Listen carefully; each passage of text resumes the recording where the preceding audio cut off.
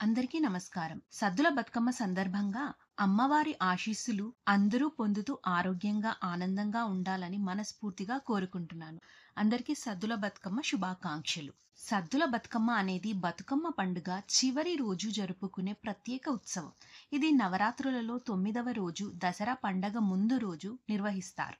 ఈ రోజున వేలాది మంది మహిళలు బతుకమ్మను పెద్ద ఎత్తున అలంకరించి ఊరూరా గంగమ్మ చెరువులో, వాగులు, నదులు వద్దకు వెళ్లి ఘనంగా నిమజ్జనం చేస్తారు. సద్దులు అనే పదానికి అర్థం అన్నము, రొట్టెలు, వంటకాలు. ఈ రోజు ప్రత్యేకంగా రకరకాల వంటకాలు, పిండి వంటలు, సద్దులు తయారు చేసి అమ్మవారికి నైవేద్యంగా అర్పిస్తారు. సద్దులలో ముఖ్యంగా చాకలి పిండి వంటలు, పులగం, దద్దోజనం, పెసరపప్పు వడలు మొదలైనవి ఉంటాయి. అమ్మవారికి ఈ సద్దులు సమర్పించి తరువాత అందరూ కలిసి భోజనం చేస్తారు. ఈరోజు బతుకమ్మ నిమజ్జనం కూడా జరుగుతుంది. గ్రామంలో, పట్టణంలో అందరూ కలిసి పల్లెల్లోని పెద్ద చెరువు లేదా సమీప నదిలో బతుకమ్మను నిమజ్జనం చేస్తారు. ఈ ఉత్సవం తెలంగాణ ఆడబిడ్డల ఏకత, భక్తి, ఆనందానికి ప్రతీక.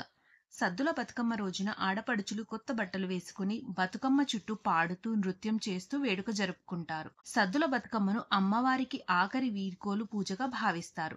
9 రోజుల పాటు చేసిన భక్తి, పూజలు, పాటలు అన్నిటినీ ఒక చోట చేర్చి అమ్మవారిని గౌరవంగా నీటిలో నిమజ్జనం చేసి ఆశీర్వాదాలు కోరుతారు. సద్దుల బతుకమ్మ అంటే బతుకమ్మ పండుగలోని అద్భుతమైన సమాప్తి. ఇది భక్తి, ఆనందము, సోదర భావము, సాంప్రదాయాల సమ్మేళనం.